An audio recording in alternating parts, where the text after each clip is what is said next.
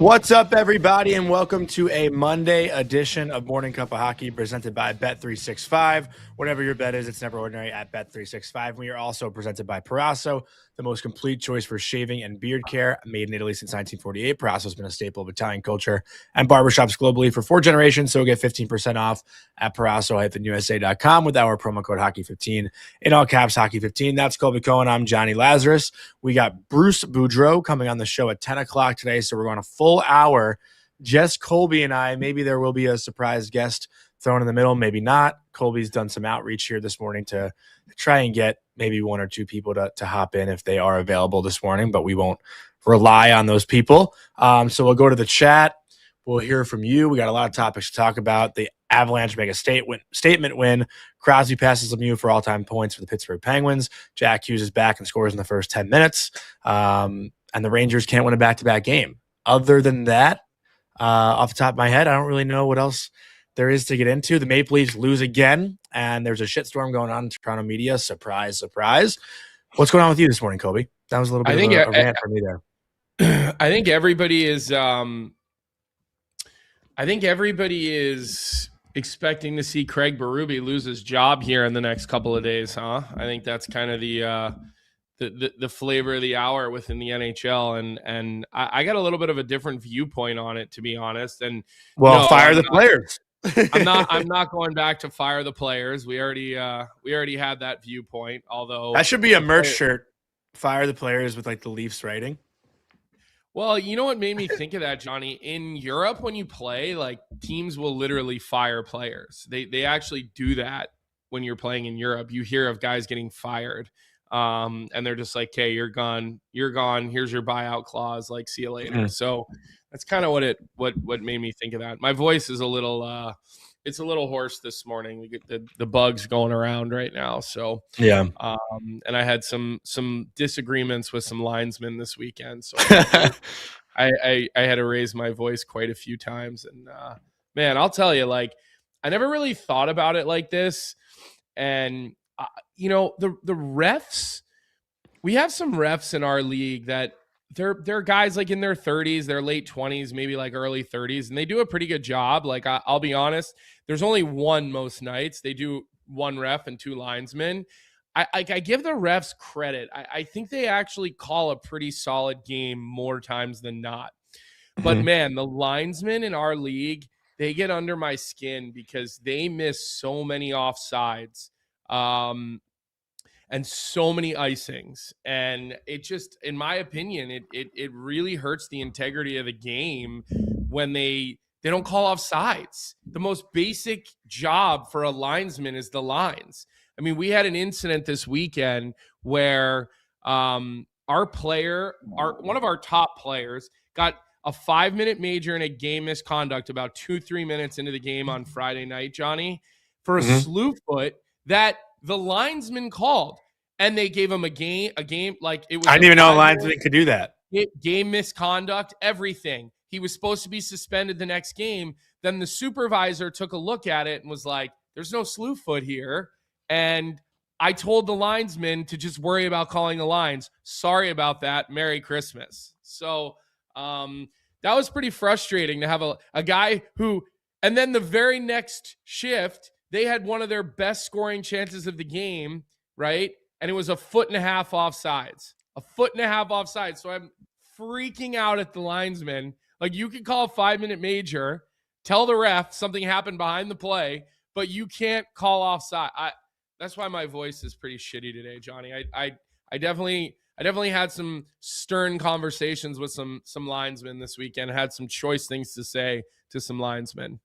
Well, I'll try to save your voice here for a second. I'm actually surprised, Colby. Nobody in the chat right now has picked up on our new look. Got to shout out to our graphics team, our creative team. We have the new bricks on the screen with the photo frame, the new look that we'll be going with for hopefully a long time as we do this show. We wanted to have a nice, cooler, like, what do you want to say? I was going to say kind of like our old look with a little bit of new look involved. Yeah. You have the bricks, so it's a little bit of both. Shout out Nick Caroli for getting that done for us and pushing that over the edge and something we've been working on since the middle of the summer, right? So great to finally see it and get it out here before the new year. And Jen is saying you have a sick mustache, I guess. I don't know if that's something you're rocking, but let's talk some hockey. Let's talk some hockey, Kobe. But before we do, just a quick word from our sponsor, Uber Eats. Uber Eats is enabling fans to maximize their fandom all season long with exclusive game day deals on the app, from game day eats to paper plates and napkins. If you're hosting, to all the ingredients you need to make your favorite game day dip before, during, and after the game. Uber Eats is assisting every fan's hockey experience all season long. So let's have the conversation that everyone is going to have today across hockey media, and that conversation is about Sidney Crosby and Mario Lemieux. Last night, Sidney Crosby passed Mario Lemieux for most points in Penguins history, recording his 1,724th point in 1,387 games played. Now you're going to hear the conversation or debate. Is Crosby the best Penguin of all time? Is he better than Mario Lemieux? And we are going to start the day with that debate because Mario Lemieux had 1,723 points in 915 games played. So around 400-ish, 500-ish games, less games played than Sidney Crosby. You watched more of Mario Lemieux than I was, or than I did. He retired in, I think, 2001, you said. I was 5 years old, so I didn't get to watch Mario growing up. Sorry. No, I didn't say 2001. I said 05, 06 was his last season. Oh, yeah, he played that year with Crosby. Okay, that's right. But for most people, I feel like for the older people, this isn't even a debate, and Mario is always going to be the best Penguin of all time, no matter what. I don't know if it's just a slam dunk, foregone conclusion. I don't think I would necessarily think that because, again, you're talking about two of the greatest hockey players of all time. You know, you're talking about two guys that, you know, you can make the case for either of these guys to be on the actual Mount Rushmore of hockey players. And, you know, Mario obviously a little bit of a different road, didn't play nearly as much, you know, dealt with cancer during his career, came back. I mean, I remember, you know, well when that happened and, you know, dealt with other situations, other injuries. And I know that Sidney Crosby also dealt with some concussion problems, but, you know, a little bit different. And you know, Johnny, I just remember as a Flyers fan growing up, you know, in the late 80s into the 90s, I remember Mario Lemieux well. And, you know, when I was probably like 4, 5, 6, 7, 8, 9 years old, you know, those were years of my life where the whole day revolved around really just when was my hockey practice and then when did the Flyers play. And the Flyers played the Penguins a lot. NHL Tonight would come on ESPN and there would always be Mario Lemieux highlights. And, you know, obviously I had the video game and, you know, I still remember NHL 93, NHL 94, all those games that I had. Actually, I had them on my computer and I would have them on, you know, whatever the console was at that time. But it's, you know, it's hard to really pick for me, Johnny. And you know me, normally I have an opinion and I'm not really a fence sitter on these types of things, but it is a very, very hard thing. And I really don't know. I really don't. Because it just seems like it's unfair to pick one when you're talking about two guys that have been so different but have been just so impactful to the game of hockey. I mean, you can make the argument that, you know, Crosby and Ovechkin sort of saved the league. And I think it's more than an argument when they came in after the lockout and what they did and how they carried things. And geez, I remember Mario Lemieux, man, the way he would come up and down the ice as big as he was.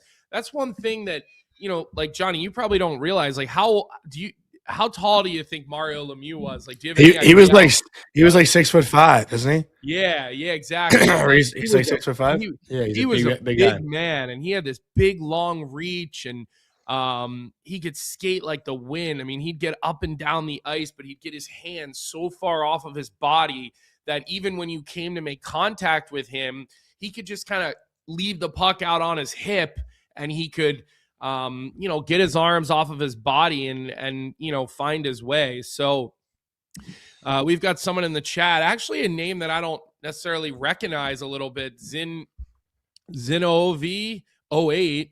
He says, older dude here, top 4 all time, McDavid, Crosby, Gretzky, Lemieux. And look, hard to argue that. but then it's also hard to not have the guy who has more goals. I think it's impossible to not have Ovi on there like, anymore. How do you not have Ovi on the Mount Rushmore? Like, yeah. I feel like the Mount Rushmore has got to probably get to 5. Maybe the hockey Mount Rushmore, like they get a little bit of extra, but you're just, man, you're talking about two guys that were just different. You know, they were in the top of the top of the top.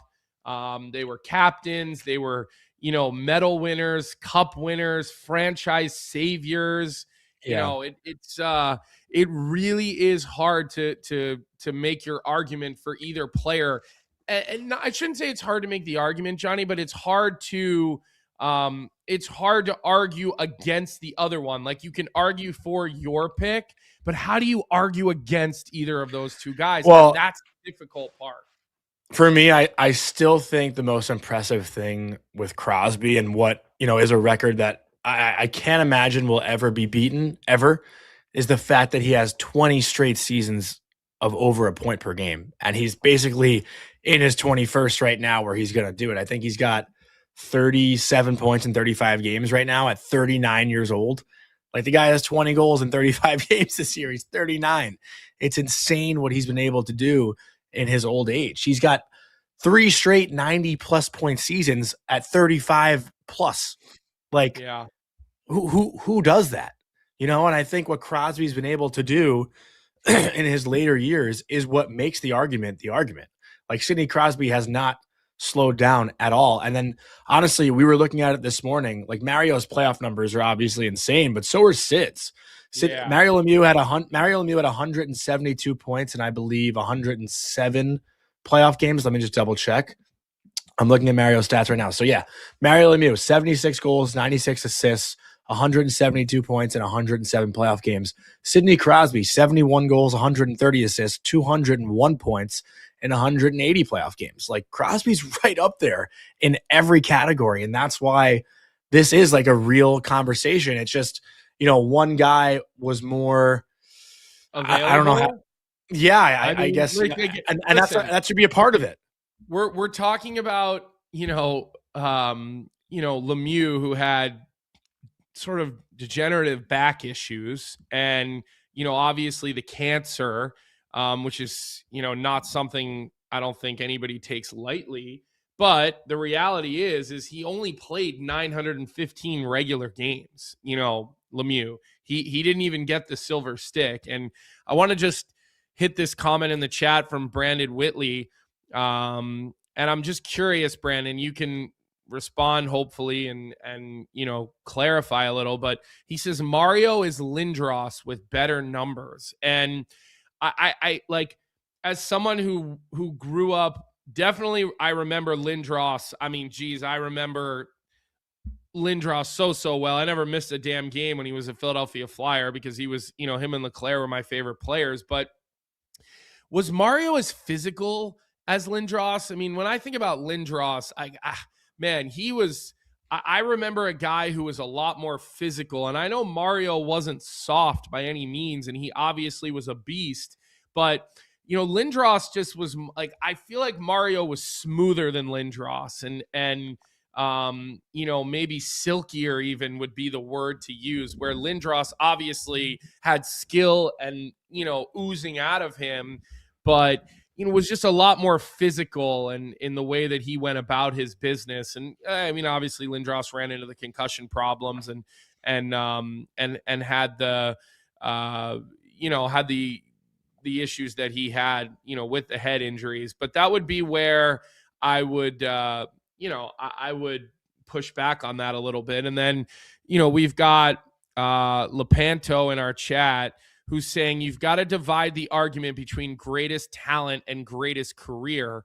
The best player always comes down to skill versus longevity. I mean, look, that is a realistic thing to say, right? Because I think you could maybe say that Crosby's had a better career and a longer career, but maybe it is true, like actual talent.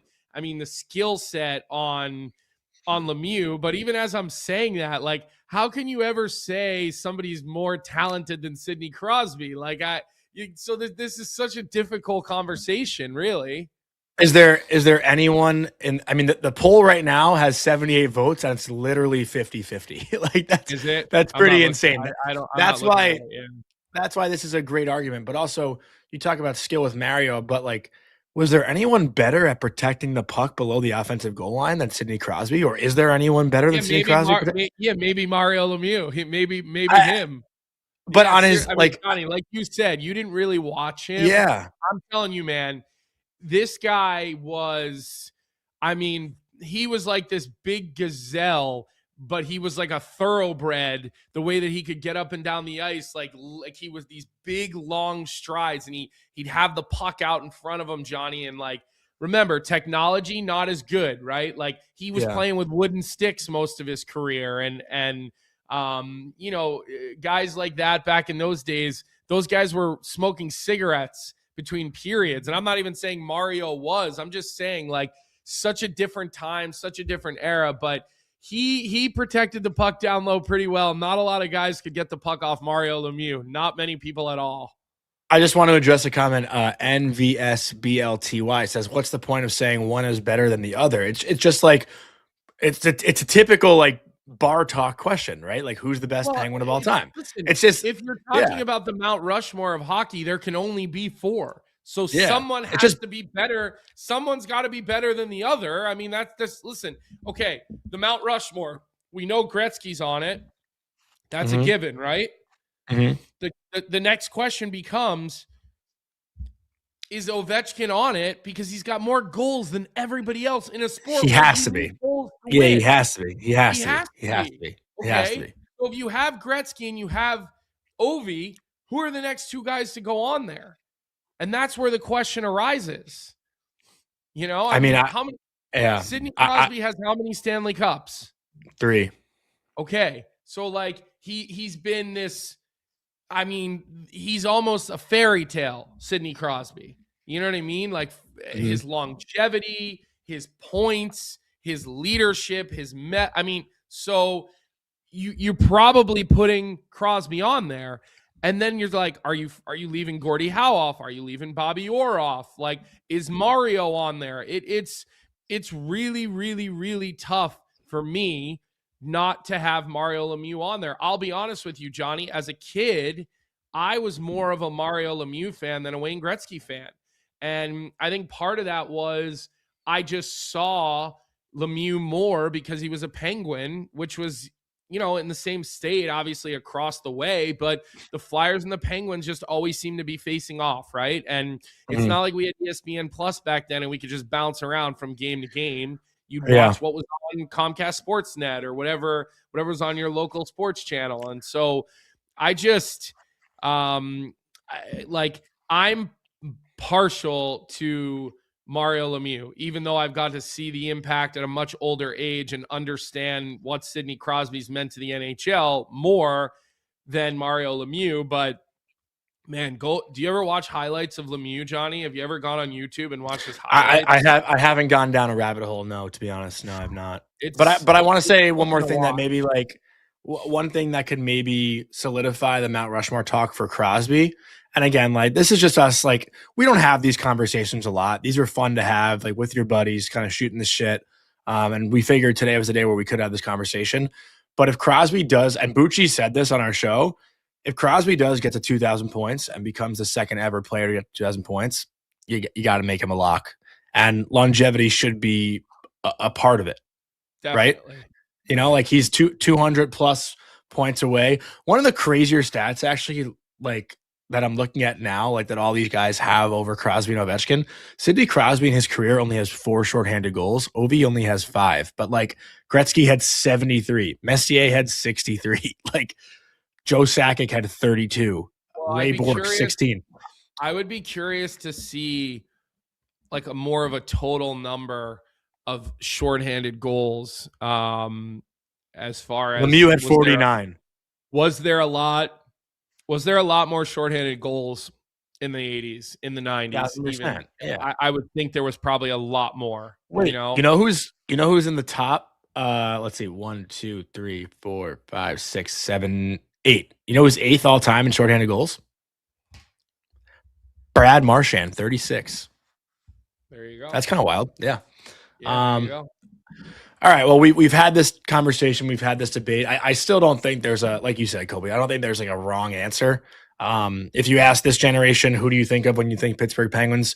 They're probably going to say Sidney Crosby. And if you ask people that are in their 40s, 50s, who do you think of when you think the Pittsburgh Penguins? They're probably going to say Mario Lemieux. I feel like that's just kind of how it goes. But yeah, I'll say if Crosby gets to 2,000 points, I don't know if he'll do that in Pittsburgh. Then we'll see. But Coach Jim, I'm not even going to attempt that pronunciation, but is McDavid withheld from Rushmore until he wins a cup? Just a question.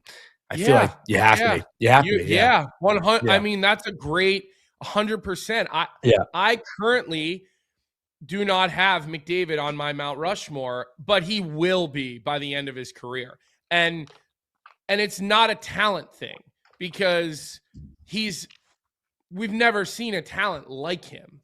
I mean, you just haven't. I mean, maybe since Mario or Gretzky, but or Bobby Orr or Gordie Howe, but still, you just from a talent standpoint, he will be a Mount Rushmore player because he probably will, he'll do these things that we're talking about. But no, I currently in the most non-disrespectful way of all time, Oilers fans, I don't have him there right now, and because there's no cup. You've got to drag your team through a Stanley Cup in order to be on the Mount Rushmore, and like and honestly, it should be more than one cup. It really should. Like in order to be on the Mount Rushmore, you should need more than one. But remember, Ovi only has one. But is anybody ever going to score the amount of goals Ovi had? A lot of people were saying Austin Matthews would get there eventually, but we all know Austin Matthews is totally checked out. So, I don't. Speaking of that, speaking of Austin Matthews, Colby, we do have a surprise guest. But before we bring him on, I just want to give a quick word from our sponsor, JP Weisers. So just in time for the holidays, the perfect gift for the hockey whiskey lover in your life has officially arrived. JP Weisers, the official whiskey of the NHL, is rolling out the brand new 10-year-old NHL gift pack built for fans who want to celebrate the game in style. Inside, you'll find a bottle of JP Weisers 10-year-old Canadian whiskey, an NHL team cocktail book, team-branded glassware, and a hockey-inspired stir stick to complete the set. And the best part, each pack includes one of 32 collectible NHL team cocktail glasses, so you can grab your favorite team or start collecting all 32 this season. This holiday, give the gift of great whiskey and even better hockey memories with JP Weisers. And with that, let's bring on our friend, the producer of The Sheet, the host of Leafs After Dark, the man who has been calling out the Toronto Maple Leafs. And I watched last night, Zach. I was tuning in. You were buzzing. I gave you a lot of compliments this morning, and I think you do a really great job on Leafs After Dark. And not many have the passion that you have when talking about the Toronto Maple Leafs. So we figured it was the appropriate moment to bring you on here this morning. What is going on in Leafland? Because producer Vic said this morning the Leafs played really good last night, but Colby hit him with they lost 5-1. So explain this to us. Really good, I think, is relative to what they've been doing over the last little while, where it's just been shit after shit after shit every single night. So when you finally see like 45 minutes of effort, it's like, wow, that was a good performance. I'm glad that they showed up today. Yeah, like they tried.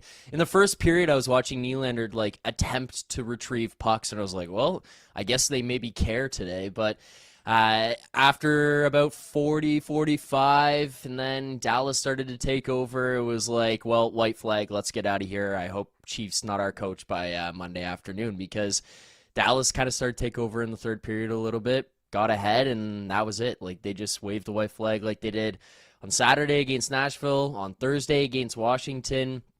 They might as well have done it against Chicago. I think they just have enough talent in that one where you can fight your way back a little bit, but this team just has no resolve. Like Colby, you said there, Matthews being checked out. I'm surprised you're allowed to say that, because if we say that in Toronto, or if I say that on After Dark, I'm immediately accused of running the players out of town. So thank you for somebody outside of the market having said it, but checked out's an understatement right now, boys. These guys have no interest in playing for Chief, and after his comments on Thursday when he comes out and says, ask those guys, it feels like he's checked out on them too.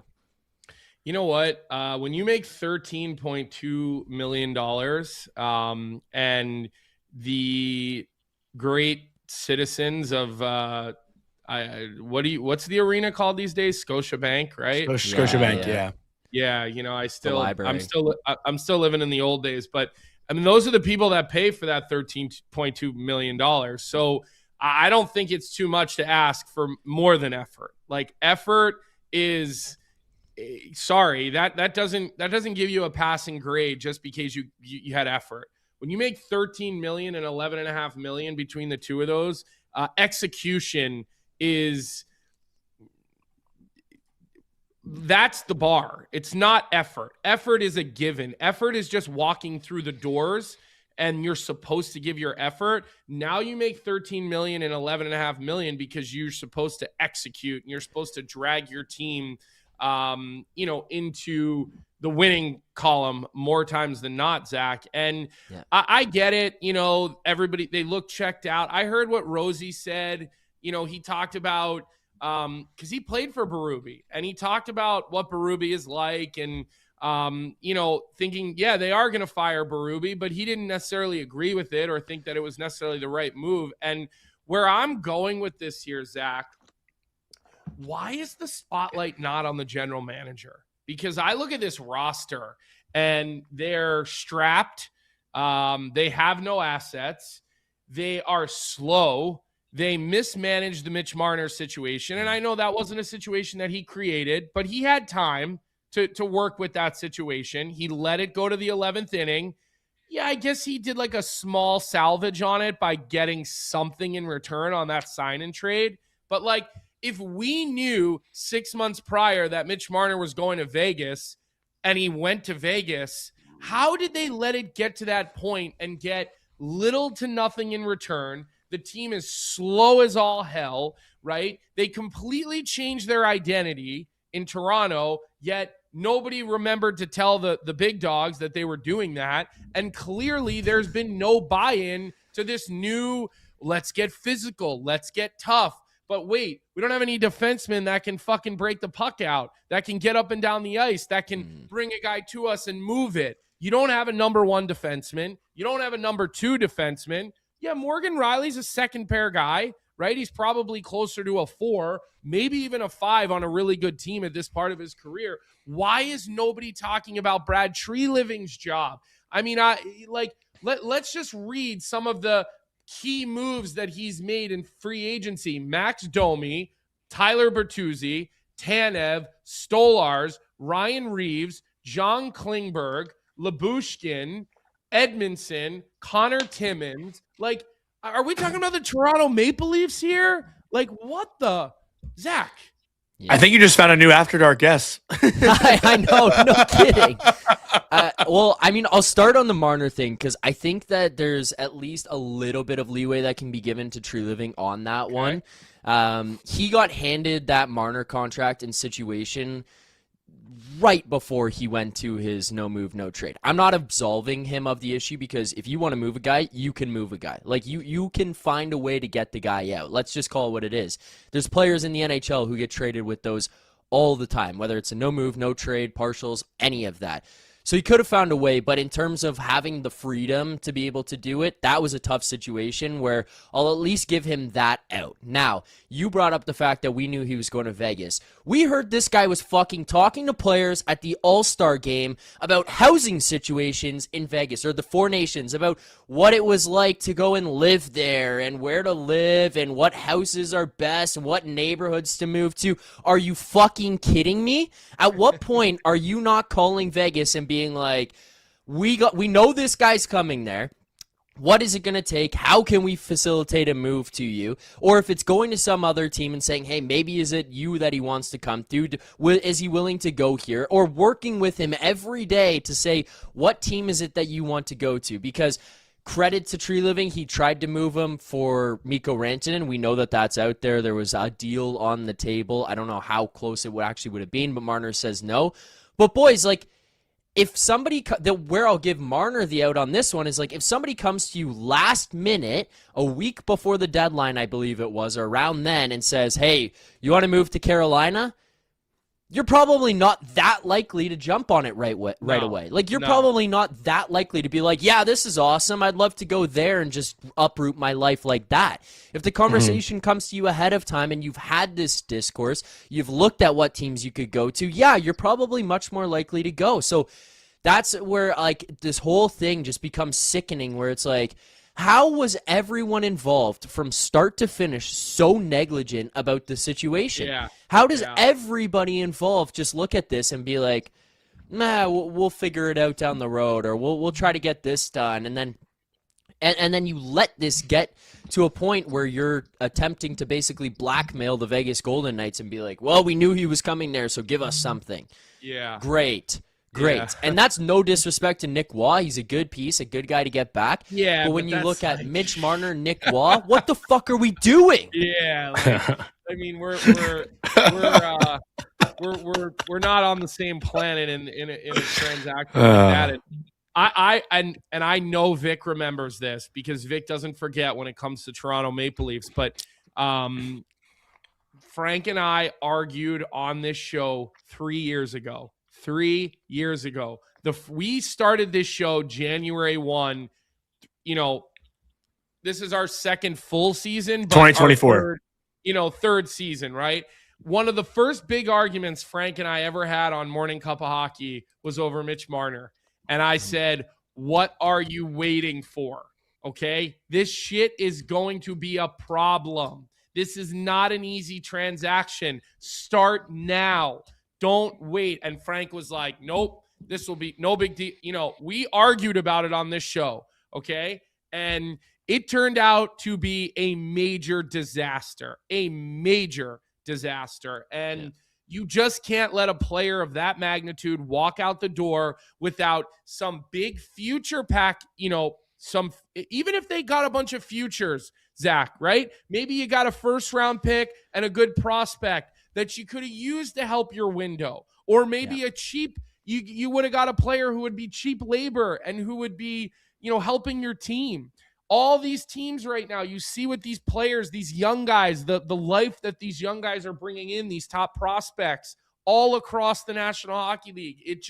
It's crazy to me how, we don't talk more about this situation. And I just want to address this in the chat before I kick this over to Johnny and let him jump in. Yeah, I got one thing I'd love to say. I do not believe that Austin Matthews will lose the C for the Olympics. I don't think there's any chance of that happening. Yeah. I think he will still be the captain. I think the problem is that it will be too much of a story and a distraction if they do that. I'm sure Bill Guerin's not happy about it. I'm sure they've had discussions about it. But when you've got the Tkachuk brothers, you're going to have JT Miller probably on that team, depending on his health. You're going to have Quinn Hughes. You're going to have Zach Werenski. Think of all these players on that team for Team USA that are leaders. So Austin Matthews with his purse and his earrings aren't going to matter that much that he's wearing the C during a game, okay? It's really not going to matter that much, Johnny. Well, Zach, do you want to answer that before I go into anything? I don't know if you have anything to say about that. No, I basically agree. Team USA's leadership doesn't matter to you. Okay. Yeah, it doesn't. Yeah. I hope. You know what? I actually hope he's your captain. Yeah. I hope they put him on the posters. He is. He will be the captain. Yeah. Well, listen. What I want to ask you, and I'm, again, I'm dealing with this with my own team that I, watch as well. But like, if you are stepping in for Brad Treliving, then what is the first move you're making? Because Matthews has a no move, Nylander has a no move, Riley has a no move. Like, no, it's not like you're. No, but you're not gonna like. Realistically, firing Berube doesn't really change anything right now because it's not a coaching issue. It's clearly the players that are the problem right now, I would think, because last year you saw this team look completely different behind this coach and get to Game 7 in the second round. But realistically, like, what is the move you make if you are stepping in as GM, if they fire Treliving? Like, I don't know what you can actually do when all these players have the leverage, because if you ask Austin Matthews, hey, will you waive your no move to go to like LA? Then LA has all the leverage and they can give you as little as they want because they know that that's the only place Matthews wants to go. So what is the fucking answer? I don't know. Well, first of all, you better watch yourself, Johnny, because after you just suggested that this is on the players and not the coach, the chart boys are going to be coming for your fucking head after that one. Yeah. All the boys. analytics I'm being No, the tweeted chart at every people single love day. Johnny. He's with the chart community. You might have just stabbed them in the back a little bit. I like charts. I like Be charts. careful. I don't mind them either, but I can't have this shit tweeted at me every single day. I think everybody needs to take a piece of this blame. Colby brought up tree living, and you brought up the lack of moves that led to where you got to with the Marner situation, and then the pieces that were brought in and building this team slow and I'm just not capable of moving pucks up ice, not transitioning, not able to enter the zone. But it's the same. It's the same decor as last year, though. So what's changed? Well, I mean, in fairness, you are missing Chris. And again, I'm not using this as an injury excuse, boys, but like you are missing Chris Tanev. That guy eats 25 plus minutes in net, right? Definitely. Brandon Carlo is out right now. I do think he was dealing with something earlier in the season, and then it just progressed. And this is not me trying to make excuses. I'm just no, it's reality. These are facts. Yeah, we're just missing people on that, right? Like, we're missing people on the back end, and those are some pretty important pieces. So I'll give them that. Part of the problem, I think, is you got a great year out of Simone Benoit. He's like a 6, and you probably exceeded expectations. Philippe Myers showed up last year and played above what he is. I don't think he's an NHL player. Ask the Flyers fans in our chat. They know it, right? Is Adam here today? Is that like our Flyers group here today? Because you all know that Myers is not an NHLer. Like, this is the quintessential tweener. Too good for the American League. Decision-making, not even close to good enough for the National Hockey League. All the talent, doesn't have it between the ears. Any of my Flyers people here know that because we watched him earlier in his career here in Philly. But I really want to know, like, Zach, what is the first move? Like, what is the first move you're making? Like, I really actually want to know because I don't know what the answer is. You got to wipe the staff, everybody. And it's not because it's their fault, but something has to change here. There has to be a reset that goes on. You watch the guys in the post-game interviews, and it doesn't tell you everything, but Craig Berube comes out on Saturday and says... He hates them. He hates their guts, guys. He hates their them. guts. He says the second goal that happened against Nashville, avoidable. It's mental mistakes. It's mental stuff. Third goal, avoidable. It's mental mistakes. It's mental stuff. You know, we got to work. We got to get better. That wasn't good enough. Austin Matthews post-game quotes, "Oh, I liked our process tonight. It was much better. You know, we did more of the right things. The mentals were in the right place." We are saying two completely different things on either end here. These guys are talking about, you know, John Tavares said, this was the one that drove me nuts. John Tavares comes out against Washington, I believe, and he said, we're closer to being great than we are to being bad. And then Ekman Larson came out and was like, it's not good enough. We're not doing the right things. We're playing terribly. Like, all just shits on the team. Berube comes out and says, ask those guys. Like, it is a mess in that room right now. They hate him.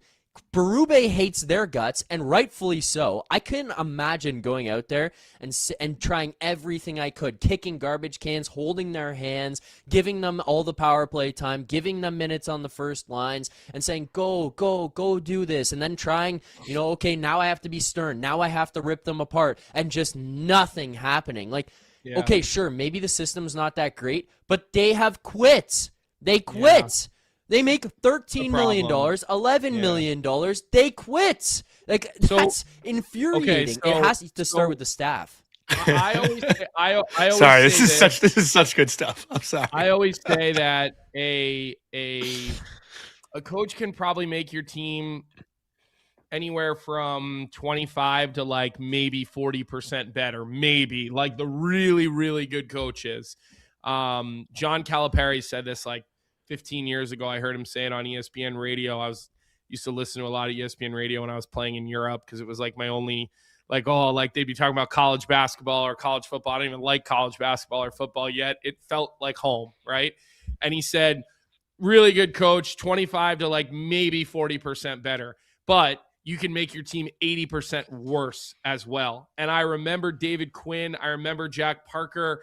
I remember even Bruce Cassidy echoing sentiments like that, especially with special teams, saying, you know what? I got to kind of keep my hands off the power play a little bit. Like, let's all get on the same page, but ultimately you got to own the power play.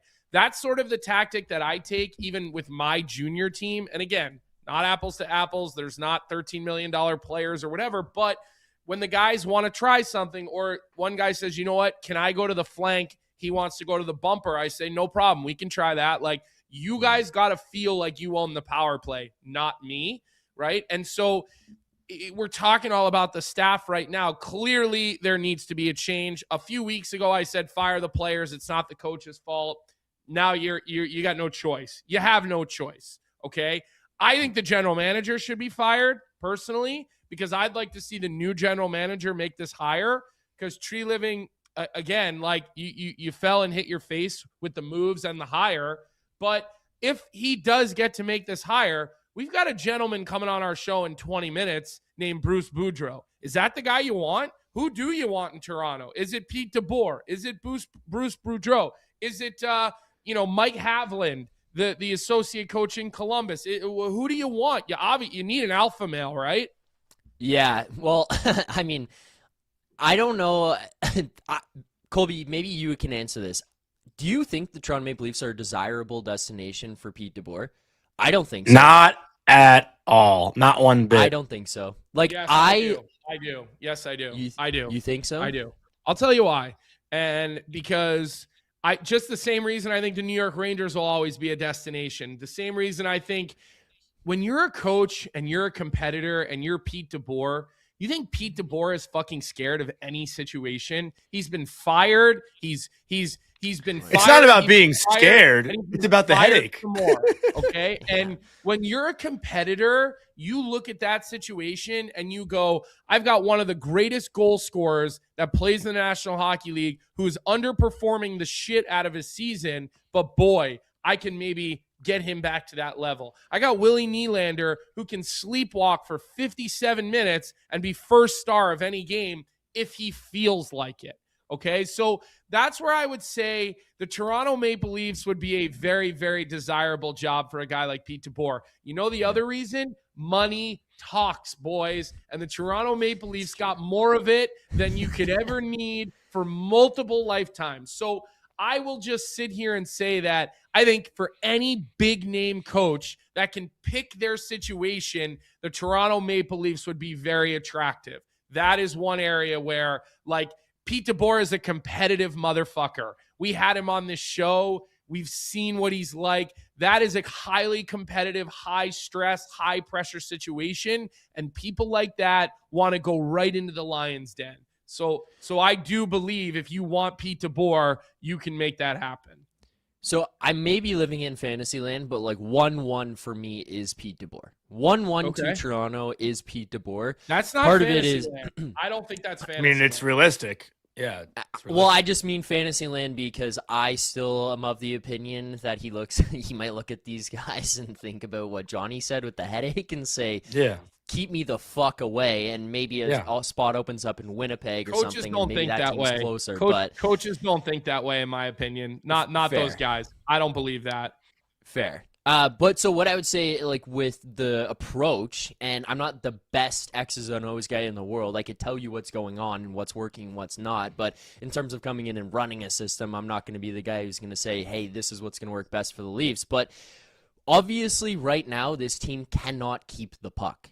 They cannot keep the puck, and part of that starts with an inability to transition up the ice. Like, they can't break out, they can't get through the neutral zone, and then when they finally do, after they've battled for 90 seconds, 2 minutes in their own fucking end to get out, it's like, all right, just a little deflection into the offensive zone, and half the guys on the ice have no interest in chasing it, and the other half of the guys on the ice are fucking gassed because they had to work so hard to get the puck out of the zone, so they're gone, getting off the ice or just standing around. So, I mean, changing the way you approach getting out of your zone and getting up the ice, I think would be a good thing. Now, running this back, and where you said with Brad Treliving being at a problem of this, do you even have the guys to change the system? I don't know, because he obviously tried to build this. Yeah. Right, because he tried to build this to what he thought Craig Berube was going to do and what he wanted to do with Craig Berube. So I think that's a problem there. But the one thing that I would be really interested in seeing of opening things up would be what happens with Austin Matthews and William Nylander under a new guy. Because, which this still pisses me off to even have to be saying this, but they very clearly quit on Craig Berube. They have decided it's not just I don't or I can't play the style that you play. They don't want to. That is infuriating to me. They do not want to play what he is doing, which I think, and this is just my opinion, but if MacKinnon or Draisaitl or McDavid were asked to play that, they may not like it, but they'll at least fucking do it. I just see that those guys would go out there and try it. These guys have just said, we're not interested, check please. And that's what's frustrating. But I think bringing in a new style, bringing in a new guy to run it would at least give them something new, give them a lifeline, and I want to know and I want to see if something changes in them going forward under a new voice. That's the one thing. And I don't even get me started on the power play. I'm not even going to do that. But if Mark Savard is running this fucking power play on Tuesday night, you guys think my head will explode today? The amount of screaming that will be happening on the After Dark on Tuesday will be just... I don't Who do they even know have? where to begin. Who do they play tomorrow? Pittsburgh. That's going to be the King Daddy topper. If they don't fire Craig Berube today, I'm going to go into the Christmas break and have to watch Are you expecting them to fire him today? You're coming back home. Why would you not? You're just delaying this until let's get to Tuesday I don't think they're and wait till gonna. the holidays. I don't think so either, but how? Yeah, I don't think why is he staying? Why is he staying? Like, what is there? What reason other than Christmas is there to get to Tuesday with Craig Berube still as your coach? But so Vic just said fire Berube chance could happen, but are the fans angry with him? It doesn't seem like they're mad at him. They are. Oh, yeah, they're angry They are? with him. They were chanting for that last game at home. Weren't they chanting fire Berube last game at home? I think so, yeah. Yeah. All right, listen. This has been great. I'll be really interested to hear what Bruce Boudreau has to say on it. Zach, we got a couple of other teams we want to talk about before we have Bruce on. So we're gonna say thank you and wish you a Merry Christmas and just tell you this. I would stay and watch the rest of the show because I do think we'll all be interested to hear what Bruce has to say. But thanks for coming on this morning and. Leafs After Dark was great. You know, you do a great job producing the sheet. You guys have a plan for today that you want to talk about, or you're still kind of in your pre-show phase and nothing to announce yet for the sheet for today? Yeah, still pre-show right now. Okay. I think Merrick was maybe waiting to see what happened in Dallas last night, so we're trying to figure some stuff out right now. Where the Maple Leafs played really good, as Vic told us. Yeah, really, really good. I enjoyed myself a lot watching that shit show last night. All right, pal. You're the best. Thanks for having me, boys. Yeah, thanks, Zach. I appreciate it. I'll be on Merry After Dark Christmas. tomorrow. I'll be watching. Okay. Thanks, Johnny. Appreciate it. Thanks, boys. Happy holidays. Awesome stuff. We love Zach. I mean, constantly texting Zach each week about the Leafs and asking his opinions. Obviously, as everyone listened to him this morning, he's a very passionate, knowledgeable fan too. So he does a great job. So shout out Zach. What? I was going to go into a read. I mean, people love Leafs misery. They just love it. Everybody sort of rallies against the Maple Leafs when things are not going well. It is it is kind of funny. I also saw in the chat, why do we always talk about teams that are doing bad? I think it was D. Ely because the Canes are playing well and you want to talk about the teams that are doing good. It's because there's more to talk about when teams are struggling. You want to find the answers. You want to ask what's wrong. We all pick nobody even cares what the Canes do until the second round of the playoff. It's actually so true. The Carolina Hurricanes basically don't need to play the rest of the year, and we can write the script. They're going to win a lot. They're going to have really good structure. Okay, you're going to win the first round. Every now and again, we're going to have a goaltending conversation when there's an injury or there's a new guy they claim off of waivers and does really well for a little. This might be the funniest thing you've ever said. They follow a script in Carolina. And by the way, I'm not saying this as an insult. They have just become the league's most consistent regular season team over the last number of years with Rod Brind'Amour, and we really just don't have anything to talk about with them until the second round of the playoffs. Are they going to get over the hump? And so that's probably why we're not talking about a Carolina Hurricanes team that is firing on all cylinders, a team that, has everything. Let me ask you this about the Carolina Hurricanes, though. Yeah. Did you see McKeession's name has been thrown around? No, he was. No, I haven't seen that. But Jarvis obviously got hurt. That's a big story. I mean, they were saying as part of the Quinn Hughes offer, Carolina offered up Nikishin, which I guess I'll ask you this, D. Ely, like, how do you feel about that? I mean, personally, like, I have no issue with a guy like Nikishin going back the other way because, again, you're bringing in a franchise number one defenseman who's 26 years old. And so I wouldn't have had any problems with that. How would you have felt about that, D. Ely, if he goes and gets moved in that Quinn Hughes potential trade? I don't know. I mean, I think everybody thought Carolina would be a major player. Yeah, I didn't see that, to be honest. But Colby, I do want to talk about a team that's playing well, a team that is typically bad, but we got to show them their love. And we do have Tage fan in our chat who's always talking Sabres, and I see the Discord. He's giving me Sabres updates every time they score in the Discord chat that our listeners have, which I know they love and appreciate. But before we go into Sabres, just a quick word from our sponsor, Bauer. It's never been easier to shop for the holiday lover on your list. Bauer's holiday gift guides bring everything together in one curated destination, from pro-level gear for players to lifestyle essentials for fans, parents, and kids. Explore custom sticks and skates that turn into truly unforgettable presents, complete with clear order by dates to guarantee holiday delivery. And if you need a little extra help choosing the right setup, Bauer's expert stick and skate buying guides walk you through every step so you can give with confidence. Perfect gifts, zero hassle, all at Bauer.com. In the Sabres' last 6 games, they have beaten the Oilers, the Canucks, the Kraken, the Flyers, the Islanders, and the Devils. So this 6-game winning streak, let's be real, it's not like they're beating the top of the top teams. So you got to give them credit. They've won 6 in a row. But it's not like their competition has been the most difficult over this stretch. So if we're going to sit here and say, are the Buffalo Sabres for real? I think that's a bit of an exaggerated conversation. Happy they're winning games. Josh Norris is healthy. He looks great. Their goaltending's been really good. Alex Lyon's been on fire. And UPL had a hell of a night last night. I mean, the Devils could have made that game 3-0, even 4-0 in the first period. That save that UPL had on Gritsuk, I don't know how he got that. But you got to give the Sabres credit. Dahlin's been playing really well. Tage has been solid. But again, like having Josh Norris healthy. Oh, yeah. But having Josh Norris healthy has been huge for them.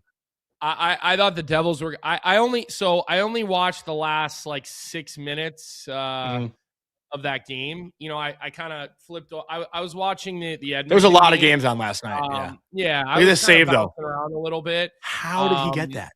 So I only really saw Jersey's big push at the end.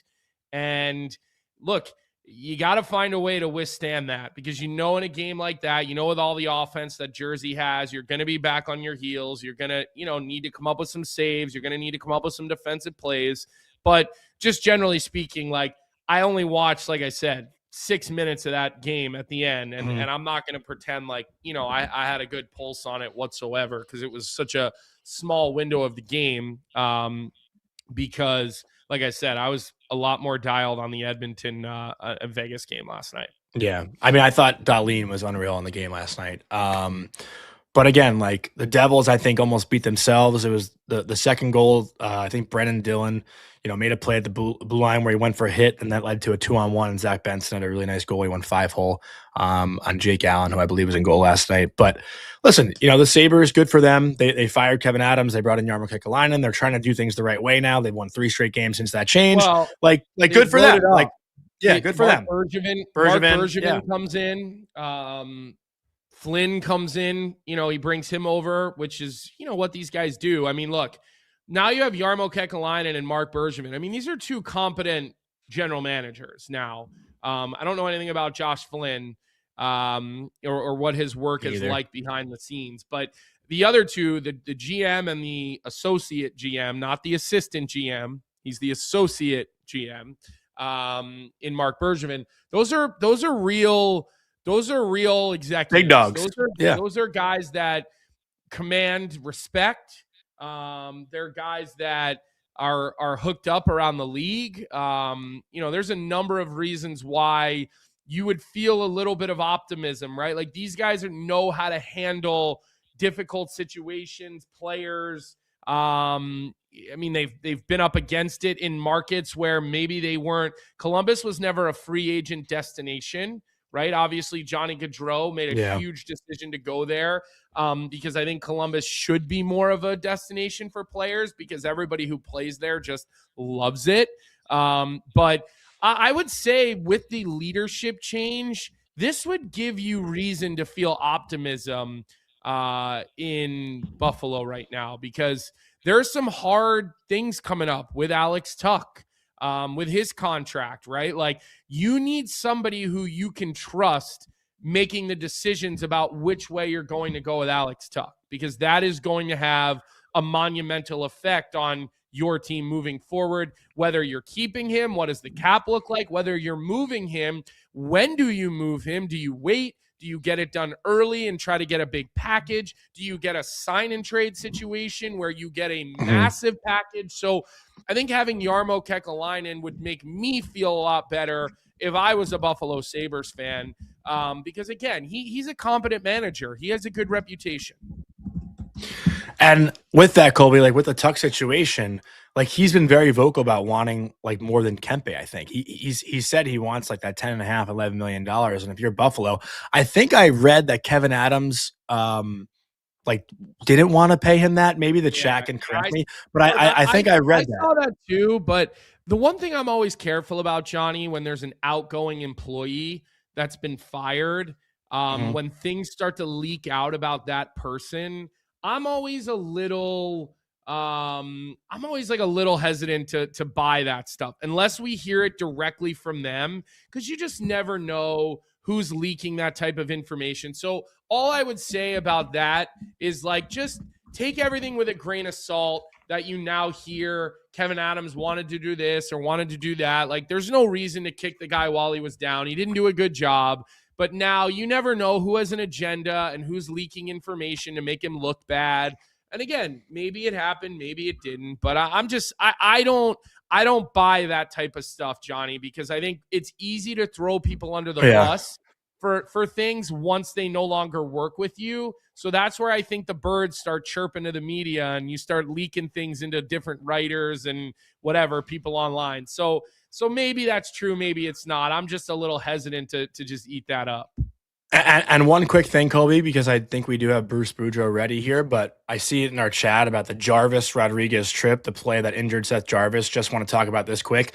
Evan Rodriguez, okay, Vic kind of gets it a little bit after the move is made, but Jarvis tries to go under the triangle of Rodriguez. Rodriguez is a forward and has two hands on his stick. He's not a defenseman who defends it with one hand, and he tries to swipe at the puck. He misses the puck and catches his Jarvis feet. It's not a dirty. Are we thinking it's not? I think there. It's I think there are listeners saying he did it on purpose. Listen, yeah, you hate that's a the forward outcome. defending a play and then fucks it up. Look, you hate the outcome, but these guys are skating 15 to 20 miles an hour. They're tangled up in a battle. Like shit like that happens, guys. Come on. Yeah. I don't think Evan Rodriguez could have in the moment decided he was going to hurt him and come up with that outcome. I think that's a little bit of a reach for me. I don't have any real issues. Like, well, I don't think they called a penalty on it. I think that's the problem, that it wasn't a trip. Listen, that's definitely a trip. The no call is crazy. Injured. You hate the outcome of players getting injured. Yeah, but how do you not call that a trip, Colby? But yeah, listen, it seems like it should have been. It seems like it should have been. But I'm just saying, easy to buy into that narrative a little bit there, Johnny. Yeah. For me, that's a simple one. We do have Bruce Boudreau ready, so we're going to bring him in. No read. We're very happy to have Bruce on this morning. It's going to be a busy morning. Bruce, thanks so much for joining us. It's been a while since we've chatted with you. How's everything going? Oh, everything's going all right. Busy today. So is your phone buzzing by any chance? No. I wish it was, but it's not. Yeah. It should be. First and foremost, the important stuff. How are all the hockey clubs in Hershey doing? Everything going well down there with the junior clubs and the youth clubs? We're still surviving, so that's the good thing. You know what? The kids are great. They play hard. the one team is doing pretty good. The other team is Midland, but you know what? We're billeting 5 kids ourselves, so I mean, we get to know them pretty well, and it's because we've got kids from all over the world playing here, so it's a lot of fun, and they seem to be having a good time. They all just left for home for Christmas, but we'll get them back. Actually, they all fly into Florida. We're having a showcase there's a showcase, I think January 2nd. So they go home for Christmas and then they go directly there. They get to go to Florida? What's better than that? Teams are going to Florida to play hockey now, huh? Look at how times have changed. Well, you know what? Florida's a big market, actually. And and where would you rather go? Like if you were going to go to a showcase or anything else, would you rather go to Kalamazoo, Michigan, or would you rather go to Florida? So... And that new practice rink that the Panthers have built is gorgeous. It's a sick spot. Yeah. Are they playing there? I don't know where they're playing right now. I just know it's in Florida, and I do know that George McPhee, when I was in Washington, wouldn't let our team practice there because he didn't want anybody seeing these new practice facilities when we didn't have one yet. Seriously, he was worried about free agency. And players want to go to nice spots. We didn't have a great spot at that time. Yeah, well, listen, like Johnny said, we're grateful for your time, and we're going to get right to it now. And I just wanted to ask you to start here because we've been talking a lot about the Leafs and what's going on with Craig Berube, and a lot of people are sitting here wondering what's going to happen. As a coach, when the noise gets really loud and a team is not doing well, like, how do you drown that noise out? And how do you continue to make decisions without letting those types of, that type of noise interfere with your day-to-day, runnings of your hockey club? Well, I mean, you just know your routine and you got to continue your routine. But the one thing, when things are going on like that, I never turned on the TV to any sports station, never listened to the radio. I didn't want to hear the outside noise, and so I sort of put my head in the sand a little bit. Went to work, did an awful lot of work, and the only thing you can do is control what you can control, and that's trying to make the team better. So I mean, I would have a lot of individual meetings, finding out what's going on or what's wrong. How can we fix this? Wanted to prove to the players that I'm doing everything we can to make this better, even though that I know the noise is out there. Like in Vancouver, I knew it was coming, but it's still, you want to defy the odds and make something different. But that's the only thing you can do. If you sit there and you watch the news, if you're from Toronto and you've got any station on, any newspaper, any radio station on, you're going to drive yourself insane because it's a tough market. But you've got to sort of take yourself away from the noise, and the only time you need to answer it is when you're doing press conferences, which is the morning of a practice or after a game. So and then you can be pretty just as short as you can be, and hopefully you don't have to deal with it too often. But I don't want to necessarily ask you here if you've had this like disconnect with a team, but it feels like there is a clear disconnect there and what the answers are to the press conferences. So you have to think the players know what Berube is saying, right? And Berube knows what the players are saying. Like, are they discussing what they're saying to the media? Does that happen behind the scenes in meetings, or is it really just, hey, did you hear what coach said? Like, No, is who discussing what? Like, is Berube telling the players what he's saying to the media? So it's not like, a shock, but it's like, the players are listening to the media. I mean, they're not sitting there a lot of times and tuning out all the noise. They hear it. Yeah. They know exactly what's going on. There's not a player out there that doesn't know what's going on. And if all they need is one person to have seen it, and they'll tell everybody else. Did you hear what you hear what Berube said? Do you hear what this guy said? Do you hear what that guy said? It happens. When you say you're having those types of meetings, Bruce, are you talking to your equipment guys and your trainers because those guys know? Are you doing one-on-one meetings with players? Like, what exactly did you mean by that when you said you're trying to have lots of different meetings to get the pulse? Well, I mean, I talk to the players. One of my things that I did all the time was talk to the players every day. But I mean, I would be talking to the captains and asking them how they think it's not all me. What do you think guys think? You're smart hockey players. I always thought I was a smart hockey player. So, I mean, I pick their brains all the time. As far as the trainers go, yeah, I thought I had really good relationships with the trainers, and I'd say, what's the temperature of the room? Who's bitching? Who's not bitching? Give me a sense. Is there anybody you think I need to talk to out there? So, I mean, I used everything that you could use to try to get the team better. You use, and that's it's not just coming in, writing down a practice, and let's go out and do it. I mean, the talks with the coaches and everybody around the team. You want to know why. You want to make sure people are playing their best, and if they're not, you want to know the reasons why. Yeah, and one of our chat listeners and supporters, Randy Workman, he's a Calgary guy, Bruce, and he's with us every single morning, up early, always has really, really insightful questions. And his question today that he's asking is when do the players get held responsible for this? Because I put a video on the internet a month ago when talking about the Leafs, and I said, why are we talking about firing Craig Berube? Why don't we fire the players? The players are the ones who are going out in their equipment. They're the ones who look disinterested. Like what? And so to Randy's point, when do the players in Toronto get held accountable for the mess? Because it seems like no matter who gets brought in there, the results are similar. Well, I'm pretty sure that the upper management, is trying to make deals.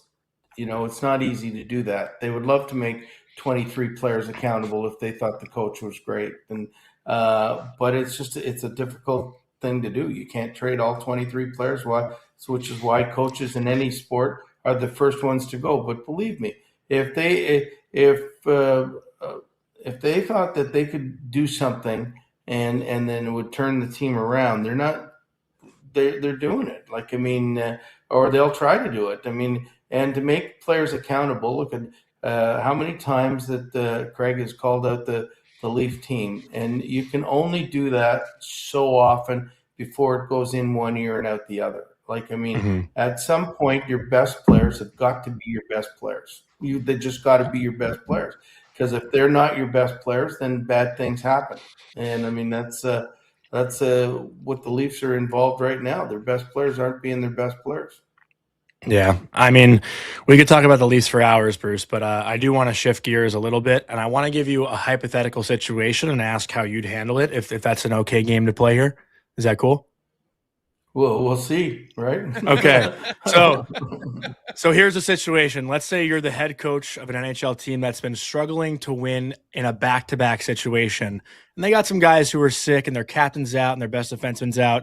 How would you handle – why'd you ruin it? How'd you handle – or how would you handle coaching a team that just can't seem to win on the second game of back-to-back? What would you tell those guys if you don't necessarily believe that they actually can go out there and win that game? Well, it's a tough one, because there's no apparent reason. The one we're talking about, a lot of times back to back, and they're playing at home, and they're winning on the road. And if you're looking at the Rangers, you might want to try that when they come back home on a back to back, they don't go home; they go straight to the hotel and play it like a road game, and then go home after the road game. But I don't know why sometimes coaches at home overthink things, and that's why and they try to do all these matches and everything else, where it's sometimes just on the road you just play and you don't worry about matchups. That's one thing you could find, whether it's really affecting you or not affecting you. But listen, I've had teams that couldn't lose at home. I've had teams that couldn't win at home. It's tough it's a tough one to call. But you try different things, and eventually you hopefully find something that works. I always find that the matchups, it's so much easier playing on the road, because I don't have to worry about matchups anywhere near as much as when you're playing at home. Yeah, And go ahead, Johnny. Yeah. Go ahead. No, I was just going to say, like, it is, and again, I wasn't necessarily talking about the Rangers. It was a hypothetical situation, but Sure. with With Mike the Sullivan, Rangers though, jersey right behind him, Bruce. He says he's With- not talking with- about the Rangers. with Mike Sullivan, though, Bruce, like, obviously a well-respected coach, someone who's been in the league for a long time, has a certain style he wants his teams to play. But as a coach, too, sometimes you're behind the bench and you want your team to play a certain style, but don't necessarily have the personnel to do it, right? Is that maybe a situation you've been in where you want your team to play away, but you don't have the horses that can play the way you want to play, and then you're almost left figuring out, what can I do with these guys to get them to succeed here? Like, it's got to be tough. That's what it seems like it's happening with this hypothetical team that I'm talking about. Well, when you play for a team that's had success, and you'd love to play that way the same way, but if you go to another team, you got to look at the personnel and what's the best way to play them. If I got a bunch of 5'7" players that are really fast, I'm not going to play let's be a physical hit for hit type of team. You're going to play a speed game. But I mean, and if you've got a bunch of slow slugs that are all 6'4", you're going to try to play a game that, a lot of board work, a lot of battles, a lot of, get to the puck to the front of the net kind of scenario. So, I mean, you look at the personnel and you make it, and you make the way you're playing based on the personnel you have. So, I mean, I don't think there's a coach that has this one, we're going to play this way come hell or high water. You got to adjust. I wanted to kind of bounce around as well with you a little bit, Bruce, and talk about that trade that the Montreal Canadiens just made, bringing in Phil Deneau.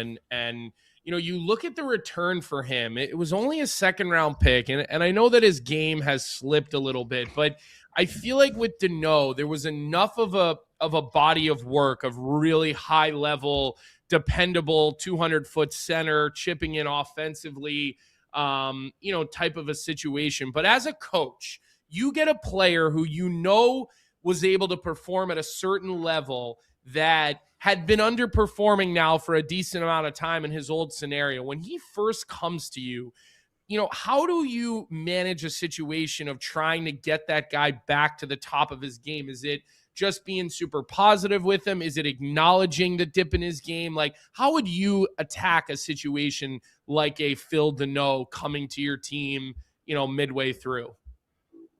Well, I wouldn't acknowledge his deficiencies, I'll tell you that. I mean, you'd hope that the change of scenery and you put him in a position to succeed and would happen. I think, but quite frankly, getting a second round pick for him is pretty good. Like, he's got no goals, man. Like, I mean, what do you give him for a guy that's got no goals? He had a good hit. He had a good history the first couple of years he was in LA, but he has definitely slipped the last couple of years. So, I mean, Montreal's hoping to find that magic elixir of when he was back in Montreal, and put him in a position where he can be a solid third line center for them. And maybe just the home cooking, the fact that he's back in Quebec might be working for you, but it's a bit of a gamble because obviously his play has slipped to the point where LA thinks that they can put somebody else in that position, not pay anywhere near as much, and get the same results as they're getting. I got one more question for you, Bruce. And again, seriously, we're so thankful for your time this morning. I feel like I got to ask you this. I'm sure you've been asked this actually a few times. If not, then, I don't know how people have missed this, but you coached in Minnesota, you coached Quinn Hughes. What does a player of his caliber mean to that market? Because it's been so fun watching him so far in a Minnesota Wild uniform. He's really just been making them must-watch TV. Well, you know what? The market is pretty good in Minnesota. They love their hockey, as we all know, as was the market in Vancouver. But what it does do is it makes your team better. Quinn Hughes is an outstanding player. Probably, I would think, as everybody knows, probably in the top 3 defensemen on the planet right now. And he's going to make that team better just by his presence alone. I mean, the other night he played 32 minutes in his third game there. So they already have the confidence that this guy's going to be the guy. I mean, they're not the highest scoring team, and yet the first 2 games they scored 11 goals. So, I mean, I think Quinn, once he settles in, and that always, you have your adrenaline rush at the beginning, then you settle, you go down a little bit, but once he settles in, they're going to find out that they've got a tremendous asset. And obviously, it hasn't hurt Vancouver either. They've won 4 in a row since the deal. So it's one of those trades that help both teams. Yeah. Well, listen, we're grateful to have you. I'm hoping here in the next couple of days, maybe you won't be so available. I know Jenna Henderson in our chat is saying that she's willing to give you her paycheck to come to Seattle. She wanted to know if maybe that would convince you to come across the country and help out with her Seattle Kraken. But we'll see what happens here over the next couple of days. And we're always grateful that you're willing to spend a little time with us in the morning, Bruce. No problem. And by the way, Seattle, Tacoma, Beijing, it doesn't matter. Coaches want to coach, and I miss it tremendously. So, I mean, and any time you get a chance to coach in the NHL, boy, you're blessed. So if anybody wants to call, I'll be there. All right. Well, we thanks, Bruce. that attitude. Thanks for your time. Appreciate it. Okay. Happy holidays. All right. What a show. Almost 10:20 here this morning. We haven't even talked about the Colorado Avalanche and Minnesota Wild. I mean, that game kind of speaks for itself, right, Colby? Yeah. Do we need to honestly even go into detail? I was like more entertained by the Edmonton Vegas game. And well, McDavid's on a tear right now. Yeah, I mean, the level that he's playing at right now. But how about Spencer Stastny on the ice at the end of the game, protecting a 1-goal lead with Darnell Nurse? And look, huge push in the second half of that game by Vegas. I mean, the second half, it was like domination by the Vegas Golden Knights. You know, they were down 4-0, right? Yeah, they were down. Yeah. They were down in that game, and they pushed to 4-3. And they pushed.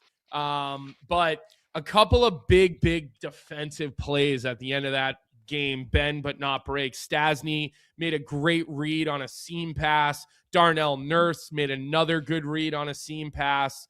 No Jack Eichel. You know, you have to at least talk about that. He's not, not having him out on the ice at the end of a game in a 6-on-5. That makes a pretty big difference for the Vegas Golden Knights. They're nowhere near as fast of a team without him. But give Edmonton credit. Like, that was an important game for them to win.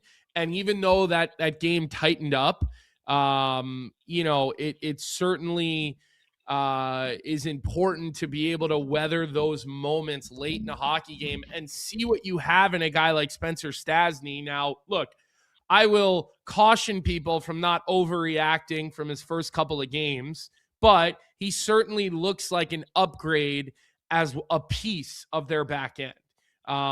He does. And, now the biggest question is like, is Connor Ingram and why am I drawing Calvin Pickard, are they going to be able to weather this storm? And look, if your team is scoring 4+ goals a game, you should be able to win with any goaltender, right? But that's obviously not going to be the case every single night. So I wanted to give Edmonton a little bit of love. I actually texted Tyler just completely unsolicited last night. And by the way, I'm going to be doing Daily Faceoff live today at noon. It sounds like Carter Hutton's under the weather. So Tyler texted me and asked me if I could co-host with him for that show. So you'll have to stare at me again in an hour and a half if you're coming to watch Daily Faceoff live. But I texted Tyler late last night and I said, hey, I just want to commend myself for not panicking about the Edmonton Oilers this year. In previous years, I've panicked about the Edmonton Oilers, but this year I just kept saying there's no reason to worry. They'll be fine. There's no reason to worry. They'll be fine. So I wanted to pat myself on the back to Tyler for that last night, because in other years he's given me shit for jumping on, getting off, jumping on, getting off. And we never even acknowledged, like, I every single show or platform, it felt like 2 weeks ago was saying, like, has Nathan MacKinnon surpassed Connor McDavid? I don't even think we touched that conversation, because, like, as good as McKinnon is, I mean, is anyone Connor McDavid? No, right?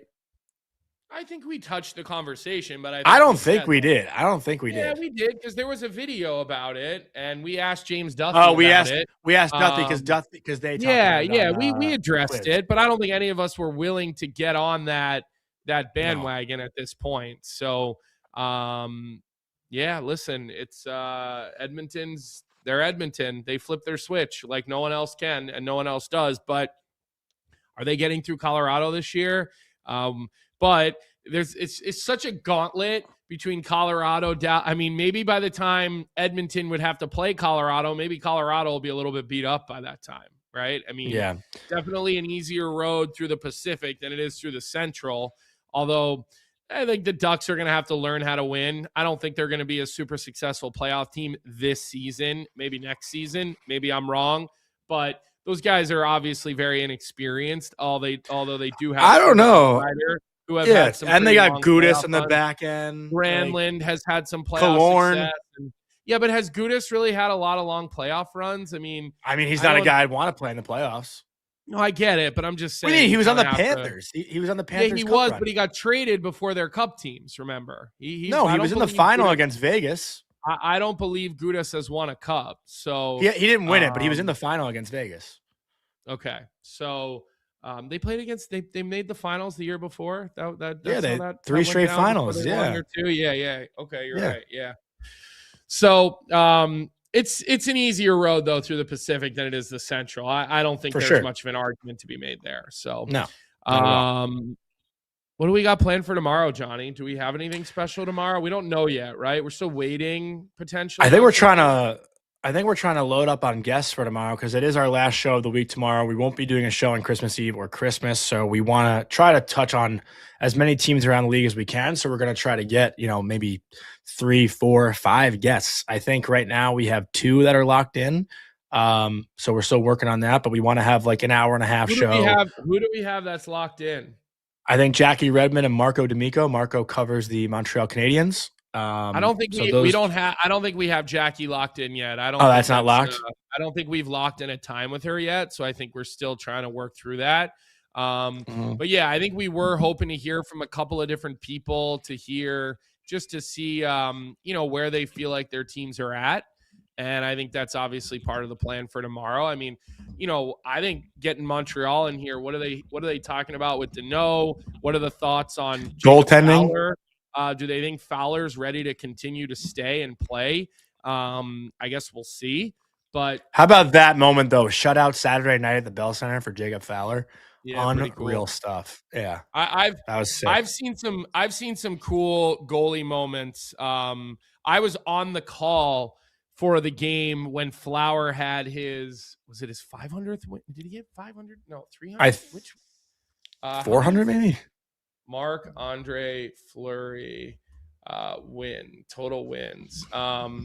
He had 575 regular season wins. So yeah, that probably would have been like his 500th win. I remember it was a huge milestone. I'd have to go back to my notes, but what I could tell you is we're winning, Chicago's winning that game late and the entire Bell Center's up on their feet chanting for Flower, the opposing team goaltender. So I've seen some really special moments in that building. I mean, it's an incredible place. So we will try to keep you guys updated on social media throughout the rest of the day once we start to lock some of these people in, just so you know what is going on and who we're planning on hearing from. We're not going to do our Cup of College segment this week. College teams are on break. Coaches are all out scouting. They're all on the road. Lots of stuff going on there. So we'll pass on that this week because we have no Wednesday, Thursday show. And then, we'll let you know tomorrow what our kind of plan is for the following week, but I think it'll be the same thing. We'll go Monday, Tuesday, the following week. And then Wednesday, Thursday will be holiday vacation. And Johnny will be getting ready to probably head to the Winter Classic, right? Yes, sir. Yep. I'll be there. Johnny will be there at the Winter Classic. But anyways, we have plenty of time to kind of get into that through how much 4 days. How much would you make fun of me if I did one of those like vlog style videos about the Winter Classic? Like, spend the day with me at the Winter Classic. Would that be something that people are interested in? Like, if I recorded everything I was doing throughout the 2 days? I've never done that kind of stuff, but I feel like that could be cool. I don't know. I don't think you should ever base it on how much I'm going to make fun of you, because I live my whole life based on what you're going to say about me. But because I'm going to make fun of you no matter what. So it doesn't really matter. You could do something great. I'm still going to give you a hard time about it. But I'm sure people would love it, honestly. There's so many interesting behind-the-scenes things about the Winter Classic. I was fortunate to get to call, I think I did 4 in a row for Westwood 1. I did the Cotton Bowl, the Dallas-Nashville Cotton Bowl one. I did a Stadium Series game years ago at, I think were we at Navy's football field in Washington? Where were we? We were in Washington, D.C. It was, I think it was Toronto against Washington. I did that Stadium Series game. I did 2 other Winter Classics. I'd have to go back and look. It was like between 2018, 2019, 2020, 21. I did all those Winter Classics for Westwood 1. So I've had an opportunity to see behind the scenes what those Winter Classics are really like. I did Notre Dame, Boston against Chicago. That was a cool Notre one. Dame. Yeah. So I've just got to see a lot of those cool things. And so I think people would probably really like seeing that stuff, Johnny. So yes, will I make fun of you? Most likely. Will people enjoy it? Yeah, I think they will, most likely. So that's probably something you should consider doing. And if you have to walk around with one of those stupid sticks and film yourself the whole time, that will give everybody else an opportunity. No, I'm not going to film myself. It'll be like just like showing people like kind of like walking through the dugout and like what I do like during the day. But are you going to get to enjoy any of it if you're just looking at your phone screen the whole time? I mean, I guess that would take away a little bit. Like I wouldn't film the first time. I always worry about you that you're living too much of your life staring at, when you're at the games, you're not taking in enough of it. You're taking. Well, I do get some.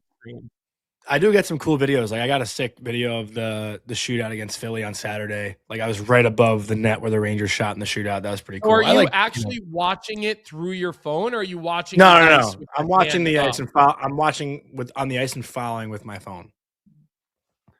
So I get to see it twice, which is cool. Got it. So, all right, Johnny, why don't you give us your bet of the night, and then true. Make sure you like this episode, by the way. We had a huge audience today, and likes are pretty low. So let's hit that like button and get that thing working. Get that up over 100 here before we say goodbye here in the next minute or two. So tonight's bet of the night presented by Bet365. Whatever your bet is, it's never ordinary at Bet365. Download the app and get in on the game. You must be 19 or older. We're going to take the Vancouver Canucks on the money line. They've been buzzing on this road trip since they traded Quinn Hughes. Zeev Boehm's been getting a lot of love. I believe Rossi and Ogren have both scored goals now. I might be wrong on Rossi. I know Ogren has scored. Well, Ogren had that shootout goal the other. Yeah. I can't. He scored a goal though against the Rangers. I think. I can't imagine he's getting a lot of shootout love in Minnesota. Yeah, but we're gonna take Canucks plus 115 on the road and Philly. Philly played a pretty strong game Saturday, but couldn't get the job done. And that's the bet of the night. Got it. Well, listen, thanks for hanging with us today. Make sure you hit the like button. Make sure you subscribe to the Daily Faceoff YouTube. Go to Spotify, download the show, put automatic downloads on. Same with Apple Podcasts. If you have a minute on any of those platforms to go and leave us a review on the show, that would be great. And once the show's over today, leave comments on the stream. We'll revisit your comments tomorrow. We kind of do, and we drag those into the next show. So let us know what you thought, what you think. We love the extra negative ones. They give us more to talk about. We appreciate your guys' contributions today. We worked a few of you into the conversations with Zach and with Bruce Boudreau. Randy, great question that we hit Bruce Boudreau with today that came from you. I think that one probably struck a nerve for him as a coach who's been fired before, who probably felt like a number of the players should have been fired instead. So great contributions from you all today, as you always do. Daily Faceoff Live coming up at noon. I'll be with Tyler, and then obviously the sheet at 1 p.m. I think there's a lot of World Junior focus. I think that was Zach's first actual appearance on the show today, wasn't it? I didn't realize that. Yeah, he tweeted. He tweeted it was his debut. And I know that he helps us with with all of our ideas, and he's part of our group chat. But it's great having him finally make an appearance on the show today. I thought maybe that's something we're going to have to lean on a little bit more in the future. Yeah, I didn't realize that was his debut until I saw him tweet it just now. I didn't realize that he. Oh, yeah. Okay. So, I didn't even see that. So we love you, Zach. We love you, Vic, and we love you, chat. Colby, wrap it up. Yeah. So we appreciate everyone today, and enjoy the rest of your day. We'll see everybody as we always do, 9 a.m. tomorrow. Have a good day, everyone. What's up, everybody? Thanks for tuning in to Morning Cuppa Hockey here on the Daily Faceoff YouTube channel. If you enjoyed the show, make sure to hit that like button, subscribe, and turn on notifications so you never miss an episode. And don't forget, we've got more great hockey content every day. You can catch DFO live at noon and stick around for the Sheet with Jeff Marek at 1 p.m. right here on Daily Faceoff. Until then, keep your coffee hot and your takes hotter.